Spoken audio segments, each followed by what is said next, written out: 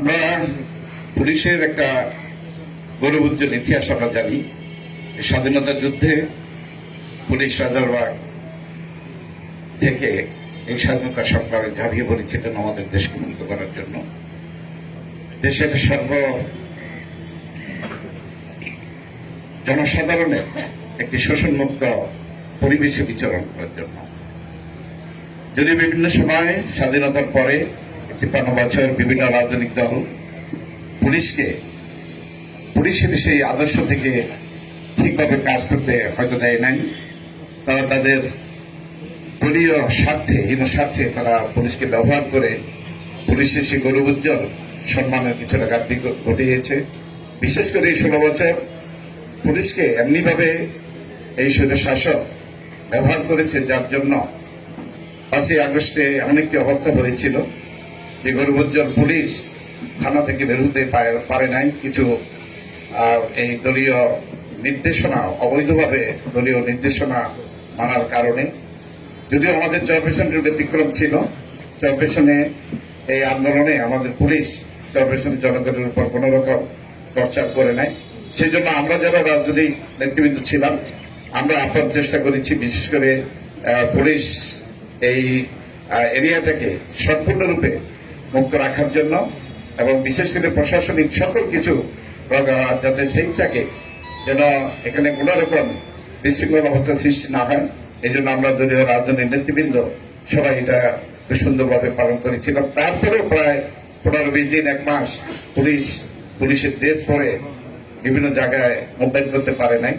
আমরা সেখানেও পুলিশকে বলেছি যে, এবং জনগণকে বলেছি, আমরা বিভিন্ন সভা সমাবেশে, মসজিদে, সব জায়গায় বলেছি যে পুলিশ ছাড়া একটা রাষ্ট্র চলতে পারে না। আইন শৃঙ্খলা নিয়ন্ত্রণের জন্য এবং আমাদের জানমালের নিরাপত্তার জন্য পুলিশ অবশ্যই প্রয়োজন। সেই হিসাবে আমরা এই চরপেশন থানা সহ প্রত্যেকটা থানা আমরা গিয়ে প্রত্যেককে অফিসারদের সাথে আলাপ করে ওনাদেরকে ফ্রিলি মুভমেন্ট করার জন্য যা কিছু করার আমরা চেষ্টা করেছি।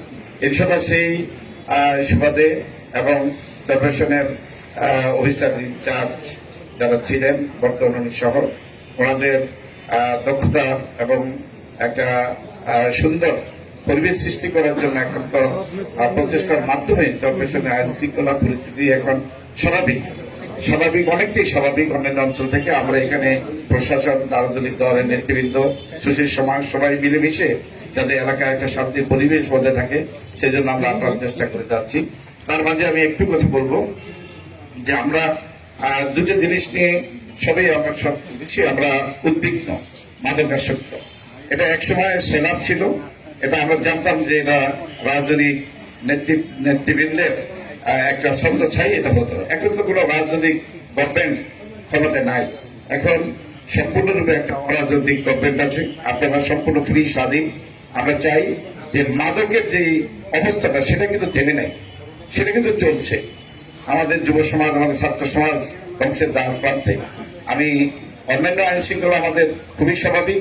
একটা দিকে আমরা খুব হতাশ যে এই যারা মাদকাসক্ত এবং মাদক ব্যবসায়ী, এরা কিন্তু এখনো নির্বিঘ্নে তাদের কার্যক্রমটা চালিয়ে যাচ্ছে।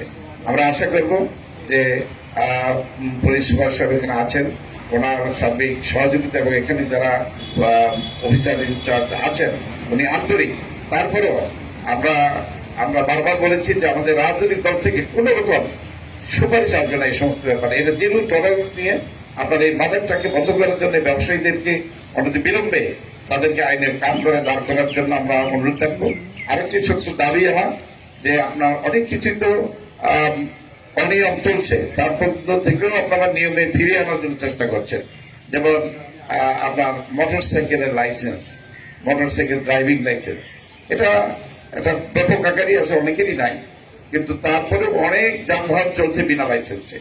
সেখানে এই যে একটা মোটরসাইকেল ধরে ১০,০০০ টাকা জরিমানা, যদিও এটা গভর্নমেন্টের একটা আইনের আওতায় আছে, আপনার একটা বিশেষ আবার এখানে ইন্টারড্রপ করার সুযোগও আছে। আমরা জানি যে সেখানে এটাকে আইনের মধ্যে ফিরিয়ে আনার জন্য কিছু থাকা দরকার। তবে সেটা যেন আমাদের এখানে যারা মোটরসাইকেল চালায় তারা অনেকেই বিভিন্ন পর্যায়ে অসহায়ের মধ্যেই, আবার অনেকে আমাদের রাজনৈতিক দলের নেতৃবৃন্দ আছেন, যে এটা যেন একটা সহনীয় পর্যায়ে আনা যায়। এই রিকোয়েস্টটা করব। আর সর্বোপরি কোন অন্যায়কে যেই আমি অফিস সাহেবের দৃষ্টি আকর্ষণ করে বলবো যে কোন ফৌজদারি অপরাধ সালিশ বিচারের প্রয়োজন নাই। ফৌজদারি অপরাধ ফৌজদারি লাইনে নিয়ন্ত্রণ করলে আমার মনে হয় আরো দ্রুত চলচ্চিত্র আইন শৃঙ্খলা পরিস্থিতিটা স্বাভাবিক হয়ে যাবে। আরেকটা আছে যে পর্যটকরা আসলে এখানে কিছু উচ্ছৃঙ্খল ছেলে পেলে আছে, এটা হতে পারে আমাদের দলের নাম বিক্রি করে চলতে পারে। আমরা সেখানে সম্পূর্ণ বলেছি যে আমরা কোন রকম ইন্টারফেয়ার করবো না, আপনারা স্বাধীনভাবে এদেরকে নিয়ন্ত্রণ করেন। এটা নিয়ন্ত্রণ করলে ইনশাআল্লাহ জনগণের পরিবেশ আরো সুন্দর হবে। আপনাদের এরকম একটি সুন্দর পরিবেশে আমাদেরকে আমন্ত্রণ জানিয়ে কথা বলার সুযোগ দেওয়ার জন্য আপনাদেরকে ধন্যবাদ জানিয়ে আমি